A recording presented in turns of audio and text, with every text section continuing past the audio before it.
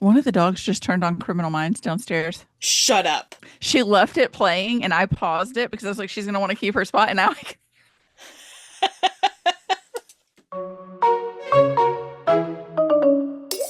Welcome to the Incoherent Fangirl. where we are a little bit hangry this week because our book that we read made us pretty hungry And there's no recipes. and it didn't have recipes. It's not fair. So unfair. I know. I'm Karin from Yum Yum Dim Sum. I'm Mandy from Elodia. I know that one. Yes, you do. I understood that reference. In our timeline, it is March 13th, and in y'all's timeline, it is March 21st. I am on a field trip with my kid. Yay! I I don't don't have think to I go to have work. anything going on. I don't have to go to work. It's a That's magical time. exciting. Anytime I don't have to be in the office is a good time, quite frankly. Agreed. Hard agree.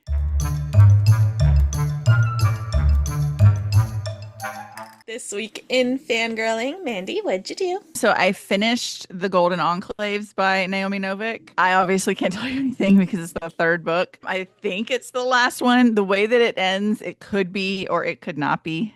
Okay. There is one point, like half an hour before the audiobook ended, where I was like, if this is how this book ends, I will throw myself immediately off of the nearest bridge. I Oh, cannot man. live through this. And it was okay. The ending was fine. Like it was fine. It wasn't Kingdom of Ash that like destroyed my soul and then tried to put me back together again, but didn't land the same. No, but it was like it was okay. I enjoyed it. It was worth the read. I finished The Fortune of Fractured Fate by Amber D. Lewis. Excellent as always, but obviously I can't tell you a single thing Nope. about it because it was a beta read. Yep. I'm not quite finished, but I did read some of Hangry Hearts by Jennifer Chen. More on that later. I got to spend yesterday with my baby nephew, which is why I didn't finish reading. And it was the sweetest day. And the only reason I'm really talking about this is because of something that my baby niece said Mhm. yesterday. My sister had some stuff going on. So I sat with the baby all day. And then, like, I got my niece from school and we went to one of the twins' soccer game. They won. Yay. And I was like, she won. Let's go tell her congratulations and good job. And this 6-year-old child looks up at me and goes, ugh, no, that's weird and cringe. Oh my God. I'm sorry, Oh Gen my Alpha. What? God. What? I can't. Y- You would call somebody skibbity toilet, okay? I don't want to hear it, little girl. Oh I don't my want to hear it from God. you. I can't. I can't. Ugh, no, that's weird and cringe. I'm Children these sorry. days. Are you I 6 or are you 16? I cannot. I cannot. My God. Like, I'm your Mimi. I'm supposed to be the cool, fun one.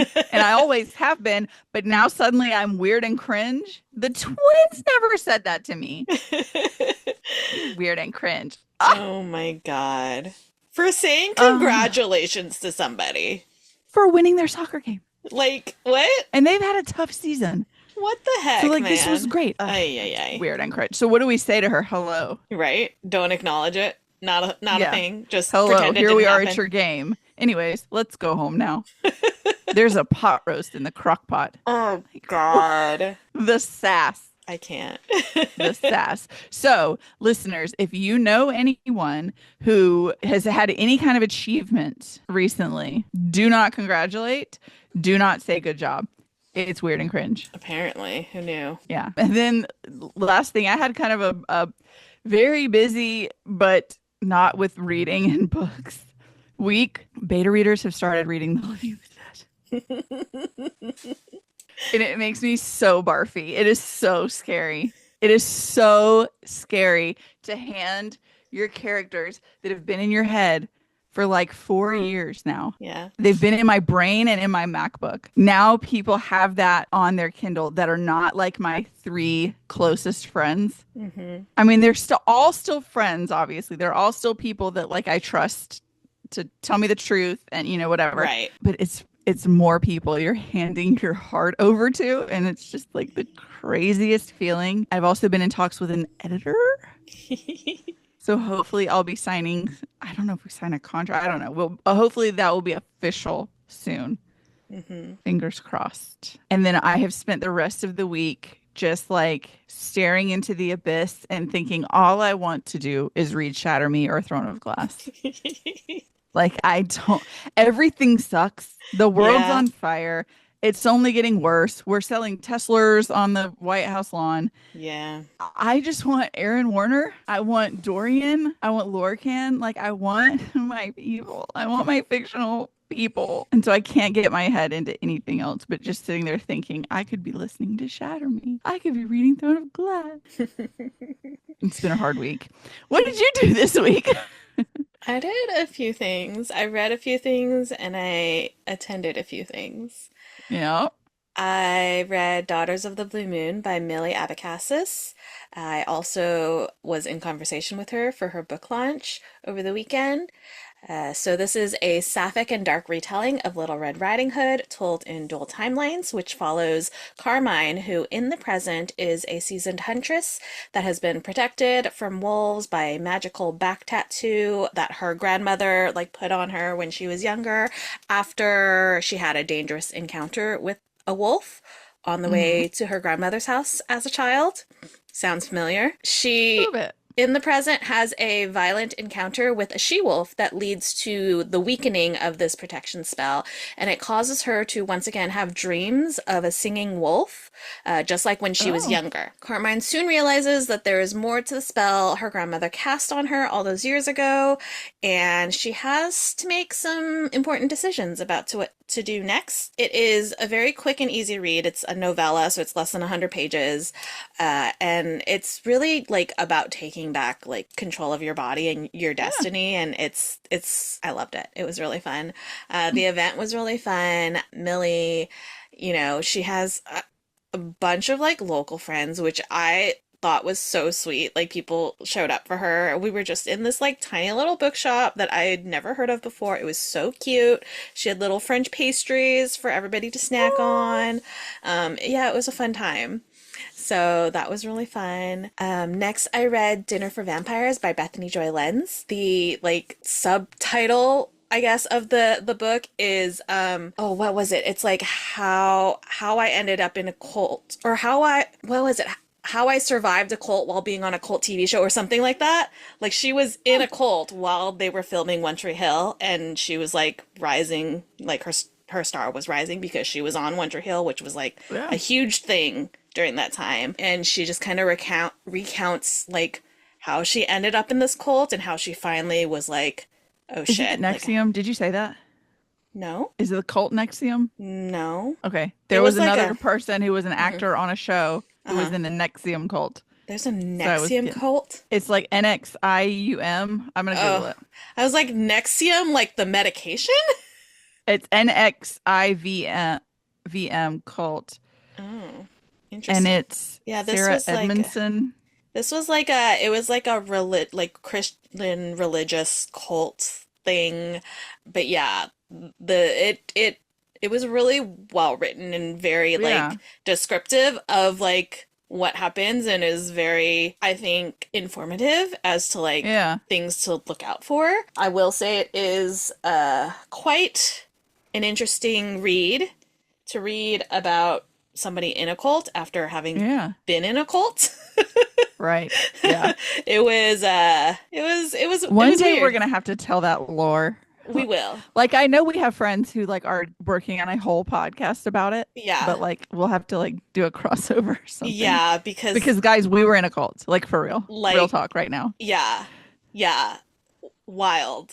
Absolutely wild. The So, person I was thinking of was Allison Mack. She was in Smallville oh and she was yeah. in and it's NXIVM, but it's pronounced Nexium. And it was like sex slavery, Oh my like God. really bad stuff. I'm really shocked that you missed this because it I was like a big controversy. don't know anything about this. And I will, I watched all of Smallville. I know Allison, not yeah, like personally, but like I know Allison like yeah, from this show. Like the fact that I yeah. don't know anything about this is She was wild. apparently like high up in it, and like people are like, yeah, Wow. yeah. Wild. I'll have to send you some links after we Wild. record. But yeah. But yeah, anyways, Dinner for Vampires, it's really good. It's really good. And she reads the audiobook, so Very cool. very cool. I read Momo Arashima Duels the Queen of Death by Misa Sugiura.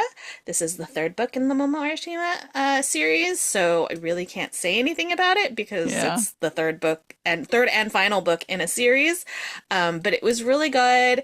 It's also, I think, like a really good reminder for young readers, like it's okay to lean on the people in your life. It's okay Yeah. to like express your emotions. Like you don't have to do things by yourself and you don't need to take things Yeah. on. You don't need to like have all this guilt about things that happen, especially when you're like, well, this is all my fault, but like, is it though? Is it? Is it though? Yeah. I went to Brienne Randall's signing with Callie Hart.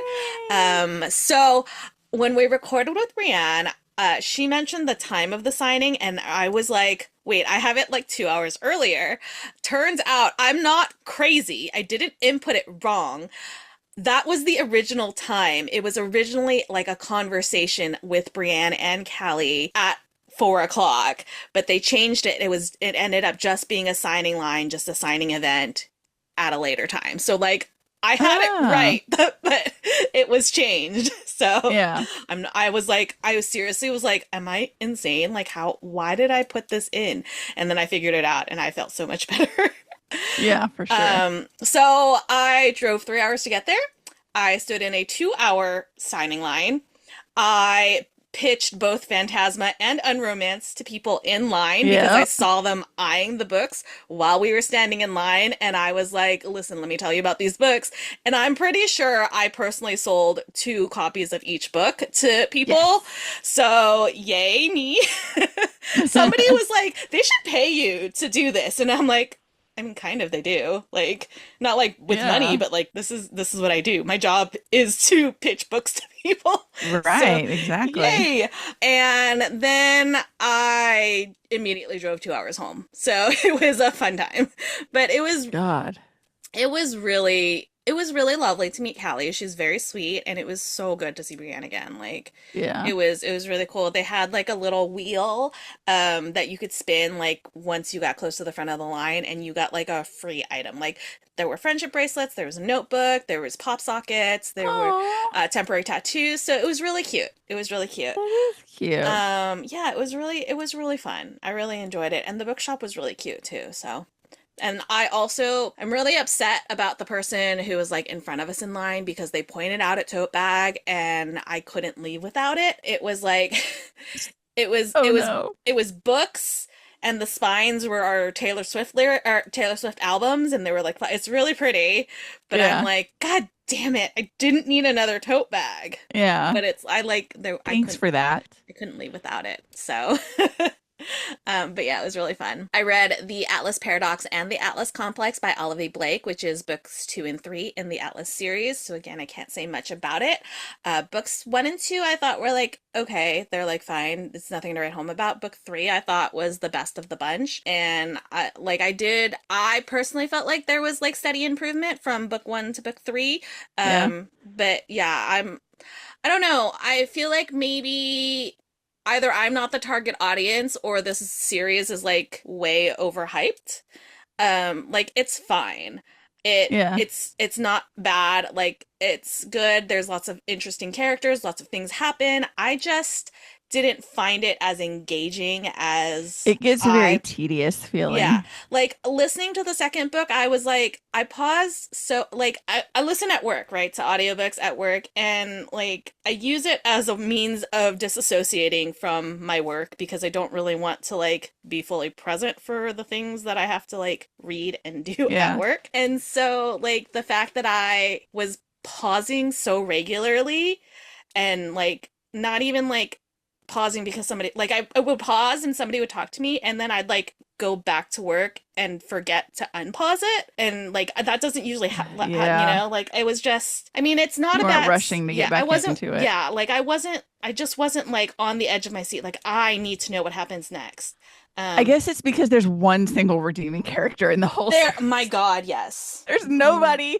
Everybody sucks except Nico. my God Nico Di Verona I love him Yeah. but yeah, so, but it was like, I would recommend reading it for yourself. If it seems like an interesting concept to you, I would recommend reading it for yourself. I think this is the kind of series that is going to be very divisive, whether Yeah. people really really like it or they're just kind of like no thanks, not for Yeah, me. whatever, take it or leave it. So yeah, it's fine. Like I'm not mad that I read it. I enjoyed myself.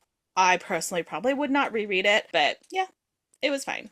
Okay. I read 44 chapters about four men by B.B. Easton. This is like a memoir-esque book that was turned into the Netflix series Sex Life. It's Oh, about, yeah, so it's about B.B. Easton used a secret journal in order to change her husband's behavior and their sex life after she realizes that he has secretly read it. And so she has like a super secret journal that she like hid in a folder with a name that he would never look at, and then like her regular like secret journal like they're both on her computer. She has this regular yeah. like secret journal that she like kind of doesn't do that much to like hide. So like every now and then he can like read it. Yeah. And so she realizes, like, after, so she's like, our sex life is boring. I'm always the one to initiate it, and I wish he did this and that, and kind of like she loves her husband, but she's just like, man, like, I wish there was more to this. Like, there's no Yeah. excitement, there's no, like, Right. I love him, but like, god damn it. Throw me up against a wall. Right, Yeah. something like and so like one night he's does something that's like completely out of character and she's like, "What the heck is this?" She realizes that he's read her secret journal, and so she like texts she's a psychologist, I think, and she texts like a friend who is also a psychologist, and her friend is like, "Well, why don't you like just make up things and put it in your I'm journal?" pissed off about the invasion of her privacy by her husband. Like, I get that, like, it's Yeah. great for her in the end, but Yeah. like, Yeah. I think don't like read somebody's journal. no, for sure. I think for sure like initially she's like upset about it, but then she's also like, how do I turn I'm make gonna hack this. yeah. And so she starts writing about like her ex-boyfriends, right? So that's the four men Yeah. in this the book.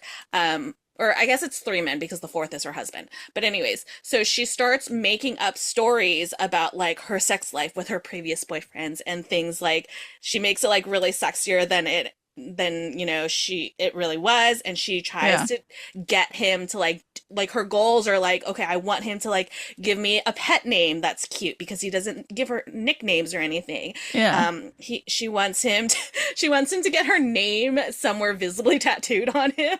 Oh my God. And so she like incorporates these goals that she wants him to like achieve into like these made up stories about her ex-boyfriends, so Yeah. that like when he reads it, like then he like it's implanted in him, and like at the end of the day, like he's only so much can change, right? Yeah. But she realizes like, oh, you know what? Like he is making an effort, and like things are different than when I first started this experiment, and like I Yeah. still love him, kind of thing. And it's like Yeah. it was a fun read. I thought it was really fun. And especially since it's like, I don't know, like this is a real person. Like it reads like it's made up, like it's a Yeah. fiction story, but like this is It's somebody's not. actual real life, and I'm like, this is wild. But it was a fun time. I enjoyed it. And then she actually ended up writing like a 3-book series based off of each of the boyfriends that she like talks about in this book. Yeah. And I'm like, that's so fascinating. Like she's like, am I gonna get sued? And her friend was like, why don't you just call it fiction? Like it doesn't actually have to be about them. Yeah. She's like, oh shit, you're right. I could do And that. so here we are. So yeah, it was a good time. Two Can Play by Ali Hazelwood, which is like her Audible or audio like exclusive. It's I don't think there's like a digital version or a physical I book. don't know. But it was produced by Spotify, so I think it's just audio for now. And it's like a really short, I think it was 4 hours, so I think it's like novella length. So you have Viola, who is a video game developer at an indie video game like developer company, Mhm. and she has the chance to adapt one of her favorite book series of all time into a video game. Oh my But, God. right? But the like owners of the IP are like there's this other indie game developer that's also in the running, and it's their like rival, like it's a rival company, and they like employees from both sides, they all clash. Everybody has Yeah. some sort of history with everybody else, and it's wild. She specifically has history with Jesse, who she meets him like before she ever gets into game developing, like very early on in her career, and she thinks he's like super hot, but then after, because she interviews for this company and he's like one of the people who is on the hiring board or something, and whoever was like asking her the questions was like a straight up douchebag, and he like Hmm. catches up to her after she leaves and is like, hey, I'm sorry about that. And she thinks like, oh, he's cute, blah blah blah, kind of thing, and she just kind of like is like, okay, cool, thanks, like for talking. And then they like meet again later in life, like a couple years later. I think her cousin is marrying a family member of his, something like that. So they're at like the same event, and they end up under the mistletoe, and their people are like, "Oh, you guys should kiss," and she's realized she's developed a crush on him, and then he like flat out is like, "No, I don't want to do that," and so she's convinced that this man hates her, right? Yeah. And it's so obvious that he does not. He's I like, figured. it's, I I don't want mean, our first kiss to be public. I don't want our first kiss to be because of whatever or something like that. it's even more adorable than that. Like, Ugh, it's this is okay, I know we hit the miscommunication trope, but this is the perfect way to build to around the miscommunicate. miscommunication trope. Like, it's so well done. Allie is Oh, magical, but it's just like it's so cute. Like, it's so cute. So the two uh companies are forced to go on like a retreat together to make sure that they can work well together, because the IP holders are like, you guys are, it's down to you two. So maybe if you guys really want this, like they're like, if we really want the contract, we need to be able to work together. right. And so it's forced proximity, and it's just, it's, I really enjoyed No, it. I really enjoyed it. It was really fun. And she packs so much into just like a 4 hours like of a book. So it was a good time. love it. The Serpent's Shadow by Rick Riordan, book three in the Kane Chronicles series. So I can't say anything about it, but once No. again, it's Rick Riordan. It's excellent. Nothing Like the Movies by Lynn Painter, which is the follow up to Better Than the Movies. This follows Elizabeth or Liz and Wes. They are now like, I think, the third year after college. I will get to that, Mandy. It's the third year of college, and so Liz is a junior. Wes is technically a freshman because of reasons that happened after Better Than the Movies, before Nothing Like the Movies, like in between these two books. Something happens, and Wes has to kind of drop out of college and stay home in Omaha and help with his family. Hmm. And they have broken up, and it was not a good breakup. Things were said. Wes, Liz thinks that Wes has done something, and Wes is not confirming or denying it. And so it was a bad breakup. Liz, it's so bad. Liz is like a romantic, like in Better Than the Movies, everything for her was about like the romance. Everything was like a romance trope. Like, she loves romance. She loves love. And now in this book, she is like anti-love. She doesn't date. She doesn't like, she works as like a photographer to photograph like the sports events and things. Hmm. And so all of the sports people are The like really, sports, the sports people. the Um sports events. yeah, sports events.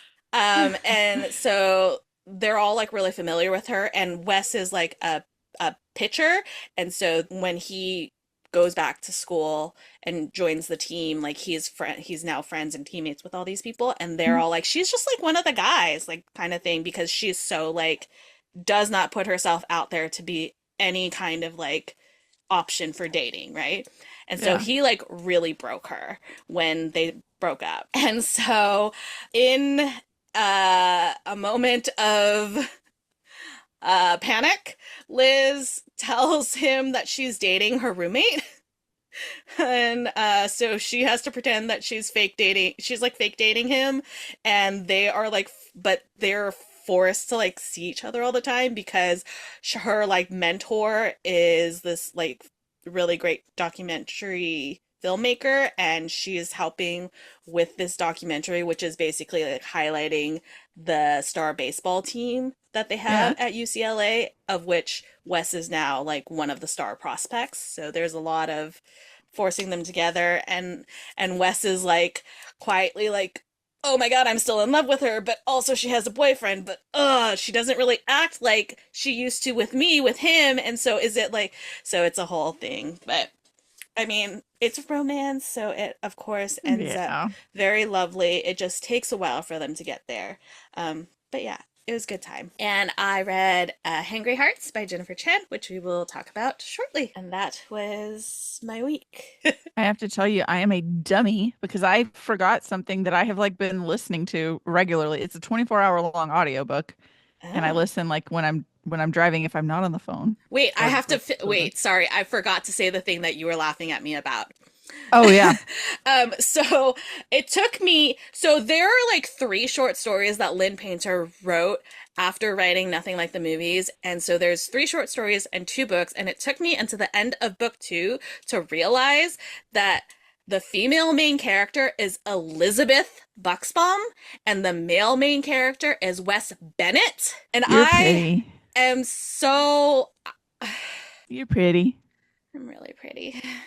My brain is really good. Anyways, tell me about your Okay, 24 so hour I didn't audiobook. write anything down. I had the storygraph page open when I was doing my notes, and did I write it down? No, I didn't. So I've been reading City of Gods and Monsters by Kayla Edwards. Mm, So I'm just going to read you the storygraph. It's a few paragraphs long. okay. Death is only the beginning. Loren Kala has only ever been ordinary as a human struggling to survive in a city that caters to the needs of vampires, werewolves, and witches. Catches and witches are right next to each other. Yep. Or caters and witches. I did it again. I understood.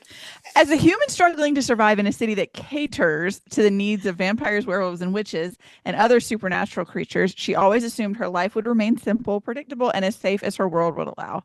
Until she barely escapes abduction at the hands of dark slayers, supernatural bounty hunters that possess the sight, a magical tracking ability that allows them to see a person's aura, and one of her friends is taken in her place.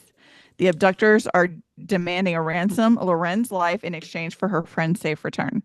Loren will do whatever it takes to get her friend back, even if it means accepting help from Darien Castle, the leader of the Seven Devils, the most feared dark slaying circle in the city. Darien specializes in tracking down demons and criminals that are better off dead than alive. So when he takes a job to track down Loren and finds out she is human and couldn't hurt a fly if her life depended on it, he decides to protect her instead of turning her in for a reward. As much as Loren doesn't want to admit it, Darien is her best and only chance at finding her friend alive if she can somehow manage to get along with him and not fall head over heels in love with him in the process, which is far easier said than done.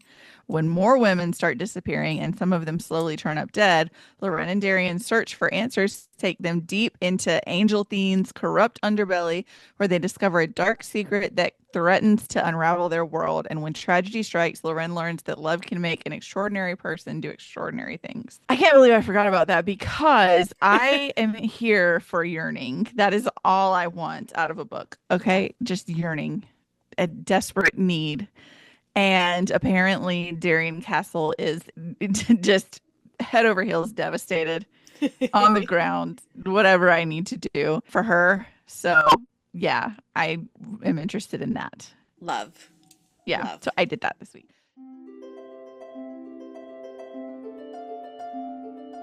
Do you have a fictional boyfriend this week? Nico di Verona. Duh. My God, that Yes, I know. man. I I love know. him. I love him. Listen, I truly do not believe that you read book three. I don't I like don't think I did because you I don't, yeah. probably, yeah. No, that I'm gonna go on the record. There is no way you read book three. Yeah. There is Yeah. absolutely no way you read book three because there's something that happens and there's no way that you'd be okay because I'm not okay. Yeah. Yeah. But in addition to that, like there's this monologue. Nico Di Verona gives a monologue that is so good that I rewound it 3 times to listen to it again. I clocked him 3 pages in to the first book. This I was like, man, well, that's a sick man. this man, my God, my God, Yeah. Yeah. Nico. Ugh, yeah, that's all I have to say. I'm gonna have to listen to it. But listen, I'm not gonna listen to it because all I want to listen to is Show Your Grown Class. Help me. Good luck. Have fun. Help. Enjoy life. What about you? I'm gonna go with Bash from The Fortune of Fractured Fate. So I messaged Amber, and I am allowed to say that. Oh, there's a child that just came home. Hello. Because since this was a beta read, Right, you don't know, what you can say and what you right. should keep under wraps. Bash is quickly becoming a daddy. Wait, I love Bash. I've loved him from day one. I'm just gonna say in book two is a daddy. From Um, from he has a good girl this get-go. moment, and I live for I Bash. I love Bash.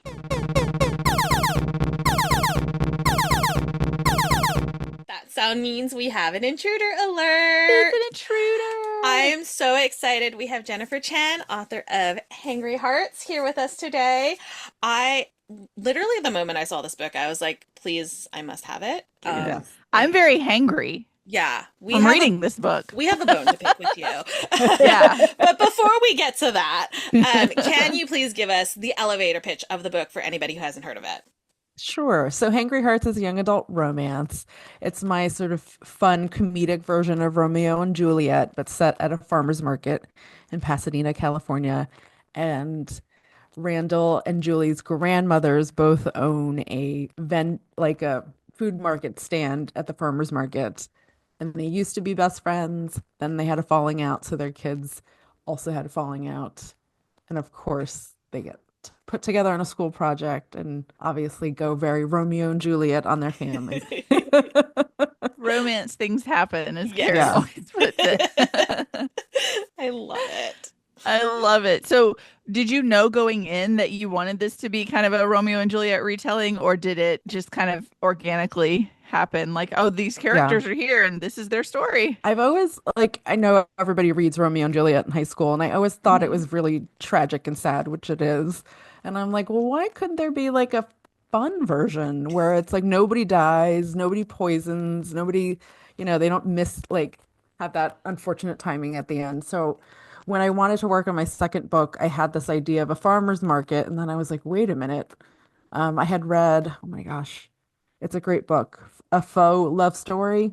Oh, yes. And I was like, oh, I love that idea of like these rival restaurants. So I'm like, I want to do rival food stands and sort of play on Romeo and Juliet, but made it funny. So there's a poisoning in the book, but it's nobody dies. It's a food poisoning. That's Yeah. not spoiling it for you, but I just Yeah. wanted No. it to be more fun than tragic.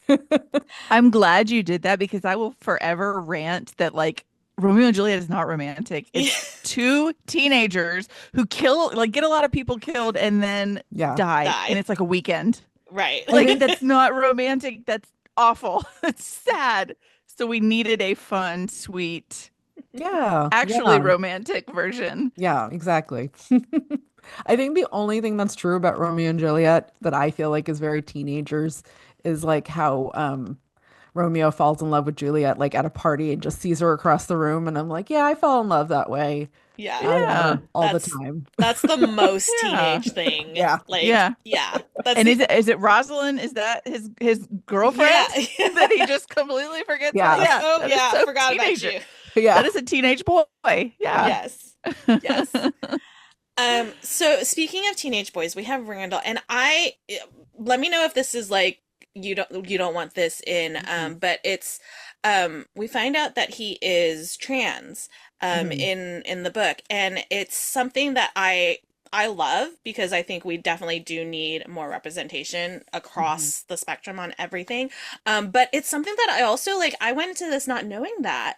Is Mhm. No, that I was didn't that either. yeah, was that an Yeah. active choice to not put that in like the back matter? And if so, like what was kind of the thought process behind that? You know, it was interesting. So when I pitched this book and I had told my editor that the character was going to be a trans boy, we were like, okay, great. And I don't think we thought about like when we were working on the back cover copy together. I honestly didn't think it was something to like bring up because Yeah. it's to me it's part of who he is, but not like it's not an identity book in that sense. So it didn't occur to me. And then as we got closer to the publication date, I'm like, oh, I guess people should know. And that's when I started talking about it more and more. And then obviously it's coming out. So I wrote this book 2 years ago. Now it's coming out in the midst of like post wildfires, post this administration. Hmm. And I Right. don't think it occurred to me until now how important it is to keep mentioning that Yeah. Randall Yeah. is trans. I know this seems silly, but back then I was just like, oh, I wanted to have representation, Asian American trans Hmm. representation, because I don't see it Yeah. enough. And I was like, okay, that's what I'll do. I'm not trans, I'm not queer, but I'm like, I wanted to have that representation. And now I realize how important it is to like tell people that because I really didn't Yeah.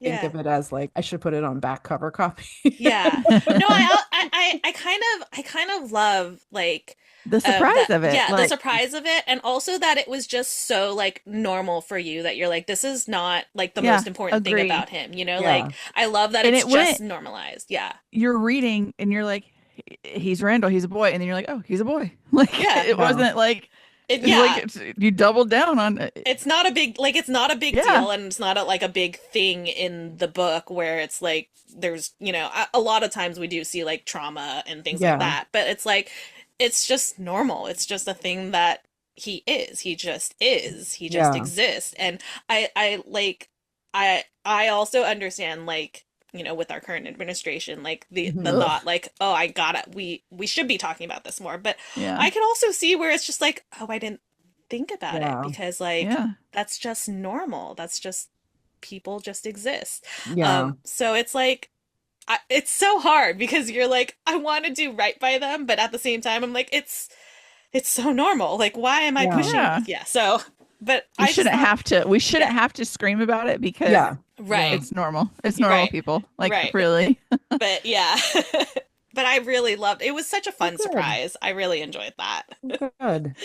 Yeah, that was lovely. So this is just a little bit lighthearted, but Yeah. can you give us some recipes? Can you release some recipes? Because my Yeah. God, everything that they mention eating, I am like, I need that. I need that right now. Mhm. I'm Yeah. starving. I'm in the middle of Georgia. We don't have good, we don't have good Korean food. Yeah. We had one good Korean place that closed. That is Like we don't tragic. have, I think the closest dim sum place to me is 2 hours away. Oh, wow. Okay. It's It's awful. tragic. Tragic. It's awful. So I need help. I I need help. know. I need to know how to make it. You know what? I'm not a recipe writer, but what I should do is put a collection of links to awesome Asian food blogs because there's so many Yes. good Yeah. recipes. I should do that for It this was book, but um Did you know you were going to make readers hangry reading this? that's my goal with this one. I mean, I love Lunar New Year food. It's like yes. it's because you're supposed to eat it special, and so it's sort of like annual, but also just like it's my favorite stuff to Yeah.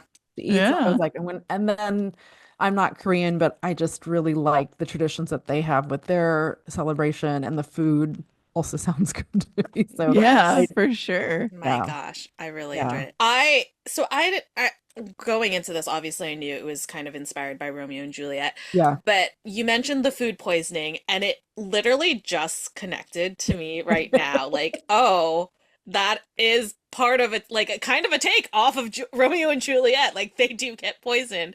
yeah. Did you know like how much of the source material were you kind of wanting to reference back to Mhm. versus how much did you just kind of want to tell their story the way that it came to you?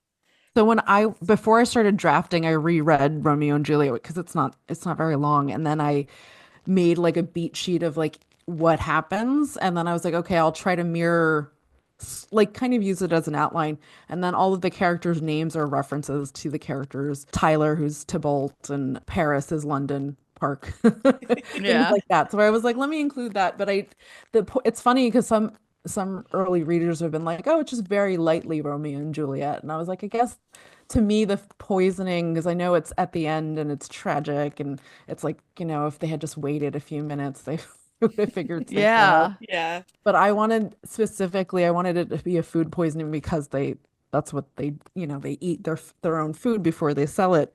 But I also was like, what's to me, and I don't know if this is romantic to anybody else. I think it's really romantic how someone takes care of you when you're sick. Yeah. Yes. The fact Yes. that, and I thought it would force the grandmothers who've had this grudge to kind of have to be in the same space physically because they're at the hospital together and they're not well, and sort of what that means for family and friends, like when you're really down and out, not feeling well, like the fact that they show up for each other means more than all the Yeah. anger. Yeah. So I wanted to sort of use it in a different way than I feel like the end of Romeo and Juliet. It's very much like these families being like, oh, well, we should have done things differently. Yeah. Right. Like, yeah, it's a little too late now. Right. I love it. So Randall volunteers at a local elementary school, hosting a garden club, and these kids know so much about plants and gardening.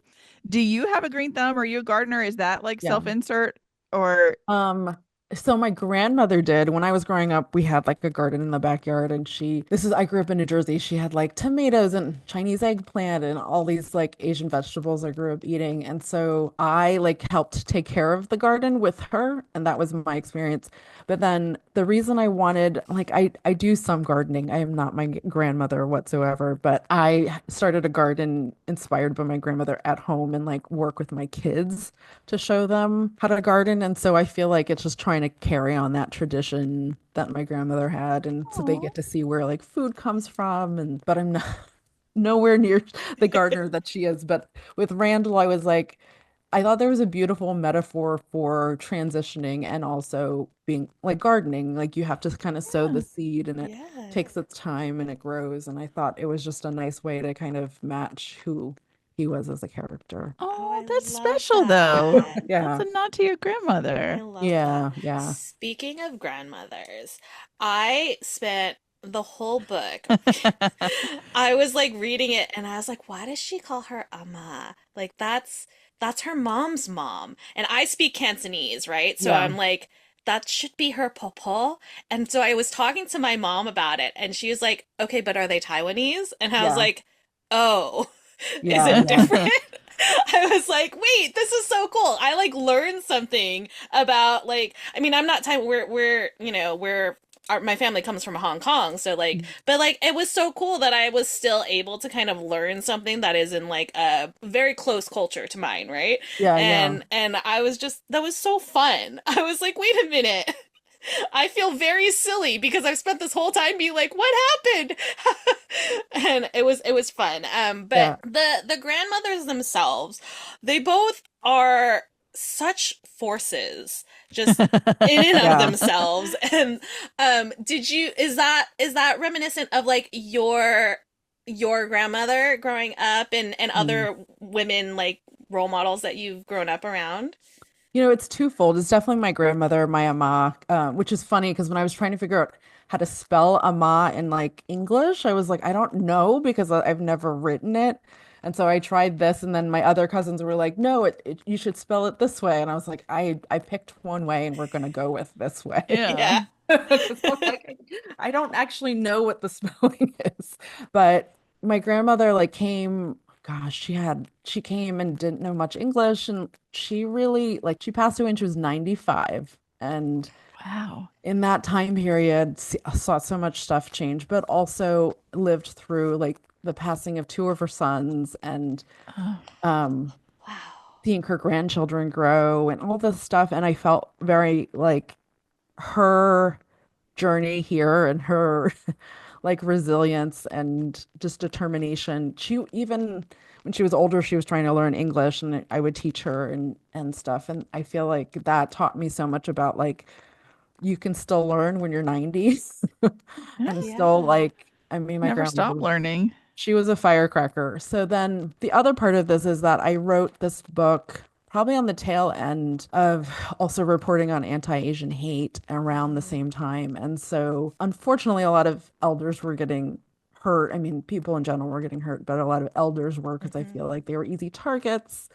Unfortunately, they don't speak back. They don't typically mhm. report hate crimes or even know that they've been um, Yeah, treated that Sickening. way. yeah. So at the time, I thought, I really want to highlight the older generation and really kind of show their power. And I wanted their friendship to be born out of like survival together, that they meet at a LAX airport. And if you've ever been to any major airport, it is super confusing. So I was like, Mhm. well, maybe they like find each other and they're like, even though they don't speak the same language, they feel at least some comfort in knowing that they're not alone. And then they both become widows later. And so I just really wanted to cement this friendship in coming to a new country, trying to figure things out, surviving, and then also like losing people that they loved. So it's a tribute to my grandmother, but also like unfortunately, all the stories I was reading, I was like in reporting on, I wanted to highlight elders in a very like positive, fun. I wanted these grandmothers to be like badass, but also like terrifying to their grandchildren in the sense of like, oh, I don't Yes, want grandma to know I'm dating from right. the other family. But I love also it. so that the grandkids like have that reverence for their grandmothers and like Yeah, that they would give up the crush or the person they're in love with for their grandmother and they don't want to hurt them. So yeah. yeah. Aw. Oh, Yeah. yeah, I love them both. Um, I want to take a little bit of a left for a second. Yeah. Can you tell us more about Right Girl? Yes. So Right Girl is this amazing organization in Los Angeles. It's based in Los Angeles, but in the pandemic, we all went on Zoom. And so each month we have a writing workshop for teens. And at this point, there's teens from all around the country and the world. We have some teen writers in the Philippines and Uganda. Oh, wow. And there are mentors from around the country too, because we're on Zoom, we just all meet at the same time. And so once a month, we do a writing workshop. And I've also been a weekly mentor, which means that I meet with a teen once a week on Zoom, and we do writing together and we talk. My last mentee is now at UC San Diego, so we're still in touch. Um, and like for example, this month is the screenwriting workshop. So what's really cool is that we'll have the workshop in the morning. Teens will learn how to screenwrite from like amazing female screenwriters, women writers, and non-binary as well. And then from like in the later afternoon, we have actors come and they will read those scenes like Oh my That's gosh. for the so teens who just amazing. wrote them like, a few hours ago. And That's incredible. yeah, it's not every single workshop, but the screenwriting and we have a songwriting workshop. And there's songwriters who come on and like sing and play their songs. Oh It's my amazing. That is It's gosh. That really, so is. That's amazing. yeah. amazing. It's a Oh, I great love organization. that. I Yeah. love that. On kind of a similar track, what advice would you give for like, young writers who are, maybe just starting out and Mm. aren't quite sure if they enjoy writing or who are like ready to kind of go down that path? It's funny. My mentee, I was with her for 2 years before she graduated, and she very much was like such an amazing reader, read like she loved fantasy novels, and so she read a lot, but she was like, I've always wanted to write a book, but I don't think I can. And I said, I totally understand. So what we did was we like each session would like work on some characters and then we work on settings and taking it step by step. I'm like, you're not going to write a book tonight, but we're going to Mhm. write like let's write about some characters and then let's write about the Yeah. setting and let's write about if it's fantasy, world building and sort of the magic, what are the magic elements? Um, and then like a few months into this, I'd been taking notes and so each session after I would write down what we had done and I showed it to her and I was like, look at all the stuff that you did in the past like 3 months. And she was like, oh wow. And I think that's something that like people take for granted is like you're not going to do it overnight. Right. Um, Right. but if you do it little by little, you'll get there. And even if, you don't write the whole book in like a month, it's like these little parts. She was really proud of herself. And I Yeah. said, like, see, you could do it. Like, and we started out and she told me I can't write more than 100 words. was like, okay, let's try. Can't. No, and that sounded so impossible at the time. And so we would work on it little by little. I'm like, okay, let's write this. Let's write this. And I'm such a strong believer in like little by little because I think Yeah. it's really intimidating to think, oh, I really want to write a book. Hmm. That's like trying to climb a mountain and you've never done that before. So just Right. breaking it down small and then seeing your progress. Like I Yeah. think keeping track of your progress because otherwise you're just like, oh, I didn't do anything. But then I'd show it to her and she was like, "Oh my God." And I was like, "I know. You did a lot." I love that. Yeah. Yeah. And Yeah. people sell themselves short because they think that because they've never done it before, they can't. And it's like Yeah. no one on this earth comes out of the womb an author. Yeah. Right. Like Yeah. everybody writes their first story. Right. Everybody. It doesn't matter if it's Stephen King or if it's an independent author who's going to self-publish. Like Yeah. Yeah. nobody knows what they're doing until they do it. Yeah. Exactly. I love the idea of taking it in bite-sized chunks too, because like a lot of times you see like people are like, "Oh, my finished manuscript, it's 80K," and it's like, "What do Yeah. you Yeah. 80,000 words?" I don't know. Do I know 80,000 words? Yeah. But like to take it But then like you're like, oh, they spent 2 years doing that, right, Yeah. you and then know? you're like, "Oh, well, I can just write about this character and who this person is, and then oh, I can write about the setting and where it's gonna be." And then I You've love got that. 80K. Yeah, Yeah. like Yeah. that's yeah, I love that advice. Yeah. That's beautiful. Okay, we don't want to keep you too long, but we have a few questions that we always ask our Yeah. guests. Please. This is the point in the interview where every bit of media you've ever Gone. consumed goes out the window. Okay. Um, so we have a segment that we call fictional boyfriend of the week. So we pick from this week, but you can pick from all time. But Okay. we pick a fictional character that we think the world needs to know about. So we'll have a fictional love interest. We'll have Karen's had fictional grannies. I've had a fictional son. So is there TVs, books? Are there like any fictional characters where you were like, that is my comfort character, that is my heart, that is who I'm here Okay. for? Okay. Can I name like different like so movie wise? Um, can I name somebody from a movie? If Yeah. Yeah. that's Any okay. fictional characters. I thought this movie was going to be, I love rom-coms. I don't think that's a surprise as a romance author, but um, I, I watched Hot Frosty and I thought it was just going to be silly. And I ended up really loving the main character, the Dustin Mulligan's character, because I thought he played it so sweet and so Oh, genuine. And I loved the fact, like, the premise of it is that he's a snowman that comes to life, which Right. is ridiculous. But the thing that I loved about the movie is, like, literally her best friend's the doctor in town, and the doctor's like, well, his temperature is very cold, so he must be a snowman. And then she tells the whole town in the local cafe, and the whole town's like, all right, cool. Like, they totally buy that he was a snowman that they oh, he was saw just a in the snowman. town square, and now he's like standing there as this hot guy. And I'm like, nobody's questioning anything. I'm like, I kind Nobody of at love all. it. But he was also like so sweet and cute, and like it just was like I was like, I love you, and I like this is ridiculous, but I love you. So I'm kind of fell in love with this like Oh, snowman character. I love that. Oh, I haven't watched it yet, and I Oh keep my saying I that I'm haven't gonna either. watch it, and like that's such a good like oh, it's good to That's a hear. good one. Yeah, Yeah, I love that. that's a good suggestion. It's good around the holidays when you're just like, I want something fun. Yeah. Oh, for Yeah. Yeah, sure. now if I watch a Christmas movie, I think it would make me sad because it's not Yeah. Christmas and it's not close. Yeah, I'll have to put it on the list for for this later year. this year. Yeah. Yeah, for sure.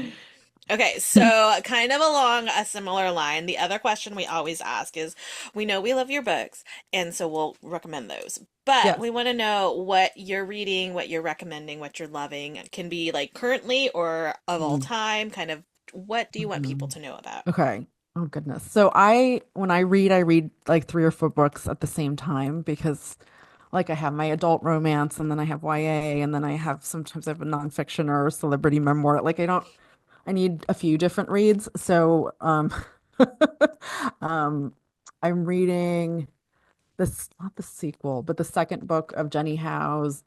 She had On the Plus Side, and then the second book is How to Get a Life in 10 Dates. So that's what I'm reading right now. Oh, which I really like.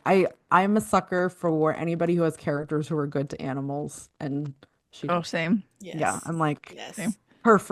on the plus side had a the main character guy was like so amazing with dogs, and he was like the grumpy sunshine guy, but he was great with dogs and wanted to start the shelter with his vet friend, and I was like, you, sir, are the A person I king.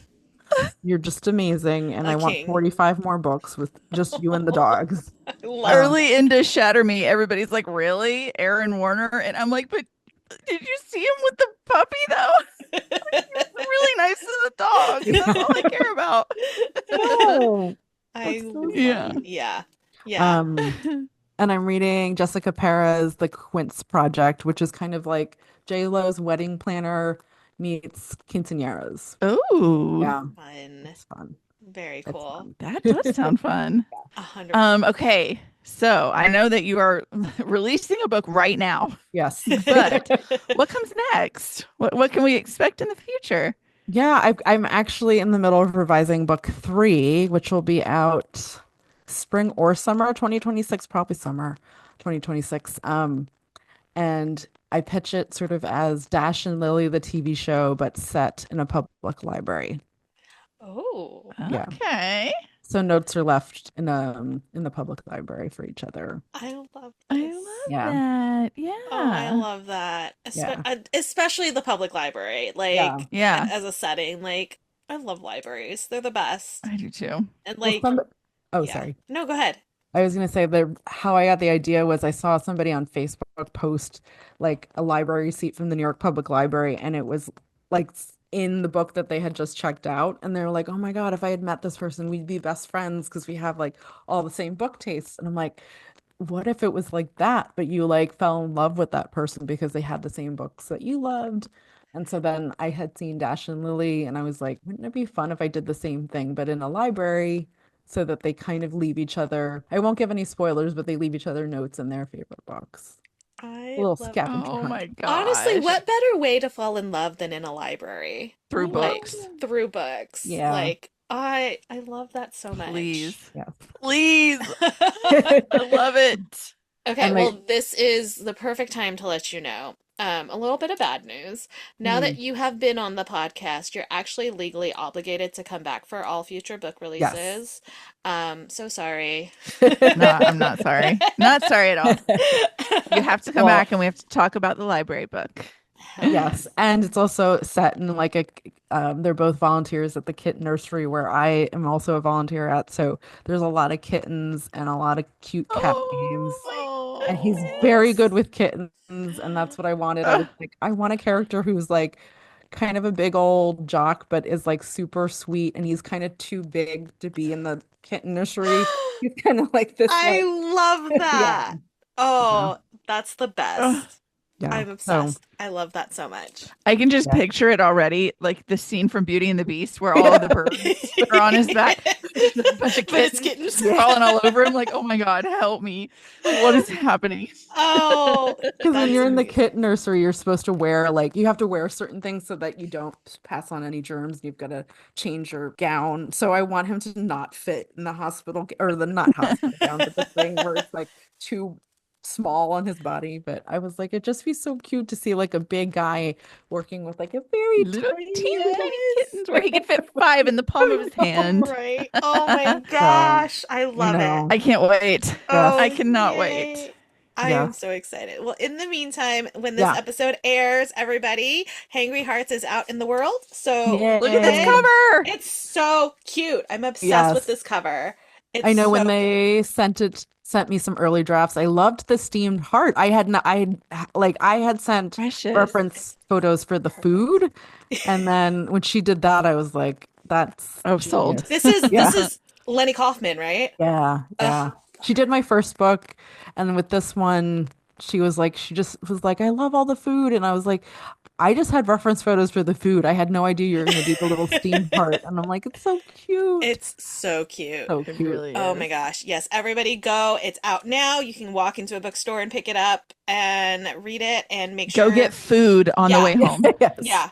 yeah. I always joke, I'm like, I'm gonna go to a dim sum restaurant, sit down with the book, and eat while I'm reading because I know I'm gonna be hungry. And I was hungry. I was. Yeah. So Yeah. have some I don't food know, on hand. Karen, did you grow up with the dim sum carts? Yes. Okay. Ours, we still have them. The dim Really? sum place that we go to still has carts. So, I think they don't have them anymore here. And I'm oh just my like, they gosh. just bring them to you at the table. I'm like, I want the cart and I want somebody who's like kind of pissed off that they have to stop at your table and stamp the Yes. thing. I read that and I was like, wait, does Southern California not have that anymore? Like, I was so upset for you guys.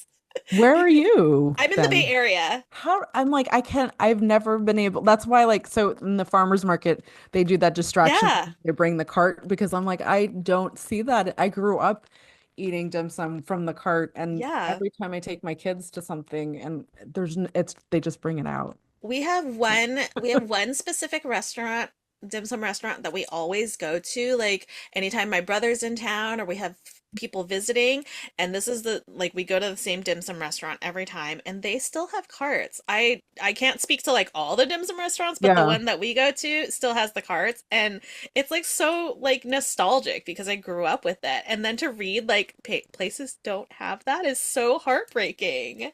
I've been looking. I've been going to like San Gabriel Valley. I'm like, there's got to be some, and I haven't Oh found my a place. gosh. That just means you need to do a book tour where you stop in the Bay Area and Karen's Yeah. got a place. I got the place for you. She's got the recommendation. Yes. Yeah. I want the servers to be slightly like just don't talk to you, stamp and go. Right. Like, You know? what do you mean? Like you want me to stop? I just want Yeah. to walk around. Yeah. Yeah. Like, I don't want to serve you food, even though that's what the cart is for. Right, Yeah. right. I we went to a new like restaurant recently where they give you just like the menu and like you mark how many of each thing you want and then they bring Yeah. it and I'm like, this is not dim sum. I don't like this. Give me back my metal carts. Yes. You know the Bring me scene back when my card. I'm assuming you've seen Always Be My Maybe with Randall Park Yes. and my God, I can't. Ali Wong, and just Yes. the part when they're eating and she's like not nice to her, Ali Wong, but she's nice to Randall Park, and he's like, "Well, because I learned a little bit of Cantonese or whatever," and she's like, "I was like, yep, that's they're either really mean or they're really nice to you." Right. That's It's very different when I go with my family versus when I go with my friends. yeah, yeah. Oh my goodness. Thank you so much, Jennifer. This was so much Yeah. fun. We Thank had a you. blast. We can't wait for whatever comes next. And Yeah, everybody, seriously, go pick up this book. It's so much Go fun. get it. It's so yeah. cute. It's so cute.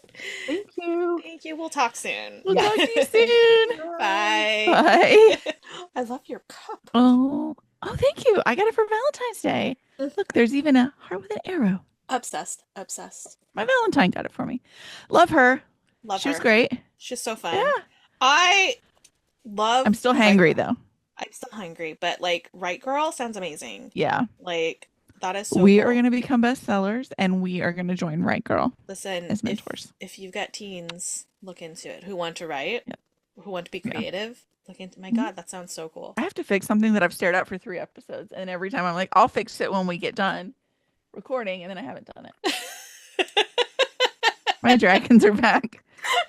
I had put them up to take a picture of something Hmm. and forgot to bring them back down. And for like 3 weeks now, Patreon, you'll go see it. I can't Three believe of I them have been folded didn't up. notice.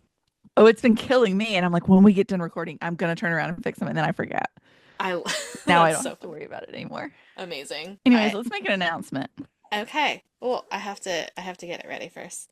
It turned off. My cover is not a cover. Mine either. Okay. Yeah. Making sure I didn't have the wrong thing. No. Okay, anyways, next week we are talking to Kate Ballinger, author of Original Sinner. Original Sinner. I'm so excited. This sounds so good. I can't wait. Yeah. And I'm it's still wild to me that we just have people emailing us like out of the blue, like, "Hey, how do you feel about this book?" And I'm like, what do you mean? You want Give us? it to me now. What Why do isn't you it in my mean? Kindle yet? I love it. So I'm so Why isn't it in excited. my Kindle yet? But yeah, I'm so excited to read this one. I can't wait. Me Yay. too. All right. All right. Do we want to do our Pepper spiel? spiel. My eye's Uh, watering so bad. Like I'm oh gonna have to go no. wash my face. Oh I feel no. like I got sunscreen in it or SPF in it. Yeah, no, go fix that. Okay, Okay, we're gonna let's get through do a this spiel. so quickly. If you enjoyed this episode, please like, follow, and subscribe wherever you are listening to us. Follow us on social media. We are at The Incoherent Fangirl on all the things. Visit our website, theincoherentfangirl.com, where you can also stream all of our episodes as well as read our blog. Subscribe to our Patreon for early access to podcast episodes, full video episodes, and special bonus content. And if you are a merch girly, girly is gender neutral here. Mhm. You can head to our merch shop, theincoherentfangirl.com/shop. Lots of cute things designed by Mandy. If Sometimes I get bored with an iPad. Yay! And we all win. Yay. If you have any comments, questions, concerns, suggestions, design ideas you want to tell us that we're pretty, we will accept all of that in our We'll take it. inbox, theincoherentfangirl@gmail.com. We love hearing from y'all. And of course, one last way to support the podcast is to rate and review on whatever platform you're listening to us on. You know we love words. Give us those words. All of them. All 80K of Every them. single words. Yes. Hand them over. She is at Mandy Perv on all the things. She's at Miss Made in China on all the things. And once you followed us on social media and you followed the podcast on social media, you can head on over and do some self-care because the world is, yes, still on fire, Ugh. even though today it was raining really hard where I am at. He is still the president, though. Yeah, the world's still on Oh, fire. It still yeah. sucks. So, Yeah. self-care, very important. First up, you're going to head to herecomestenerd.com, add some pins and artsy goodies to your cart, and then use code FANGIRL to get 20% off your first order. And then you're going to head to onceuponabookclub.com. You're going to subscribe. You're going to get some standalone boxes. You're going to get some extra spare goodies they have. We have 2 codes you can choose from. You cannot stack them, but we don't care which one you use. We'll love you either way. You can use either code Mandy10 or Karin10 for 10% off. Just make sure you spell Karin right, or your dim sum restaurant is going to get rid of the cards and never bring them back. That is so tragic. Truly so tragic. I hate And you're it. going to get food poisoning from the dim sum place without the cards. And also 0% off. And 0% off. Lose, lose, lose all around. All- Loser. All the loss. But epic win would be to head over and visit our friend Amber D. Lewis at Mhm. amberdlewis.com. You're going to add 10 of everything to your cart and then use code FANGIRL10 and you'll get 10% off of your 10 of everything, which means you've gotten 1 of everything for free. And that is math. That is math. Look at me. Don't question us. Don't question us. We know what we're talking about. Yeah. And last but not least, you're going to go support the show husband. You're going to follow Searchers Believe on all the things. That's his paranormal investigation group. You can go to searchersbelieve.com/shop and get some merch designed by yours truly, because sometimes I get bored with an iPad.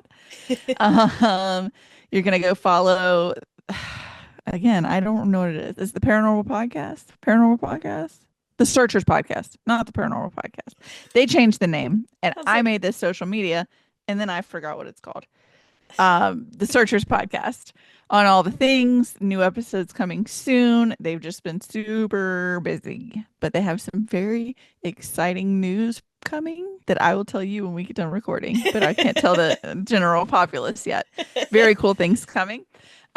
So yeah, follow along. And you can also follow Stream Beacon TV on all the things. Go to streambeacontv.com and subscribe using Fangirl10 for 10% off. So Beacon TV is our new streaming platform. It's paranormal, horror, and true crime content. And it's seriously, some really, really cool things are coming that they are in negotiations with now. So Yay. stay tuned. Go support the show husband. Yes. Yes. Yeah. That same coupon code will also work at the Searchers shop. I didn't say it. Yeah, You did not Fangirl say 10, 10% off on both the things. Yes. Yes. Is the new social media like it's a brand new social media for the podcast, or you changed the name of the previous? That's a great question, social Karin. media? Let me look. Because I think I went looking and I could not figure it out myself to change our episode notes. Let me see. So I don't know And the now, answer. of course, it's Searchers Podcast. I made a new one. Okay. I wonder if I could delete the new one and change just- the old one. Just change the old one That would make way more sense than doing it this way. and be so much easier. Yeah. And you'd still have Wow. all the same stuff. What a good day for You're me to know welcome. that.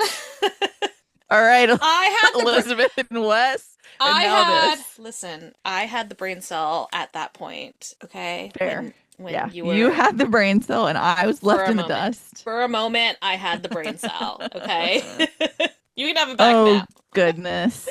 That was Uh, the that incoherent was the incoherent fangirl. fangirl. Thanks for Thank listening. We you. We love love you. you. Bye. Bye. We are sponsored by our friends at Here Comes the Nerd. Pins, stickers, magnets, and more. Here Comes the Nerd has happy art for all fandom-loving hearts. New customers can use coupon code FANGIRL during checkout for 20% off their first order at herecomesthenerd.com. Coupon applies to ready-to-ship items only.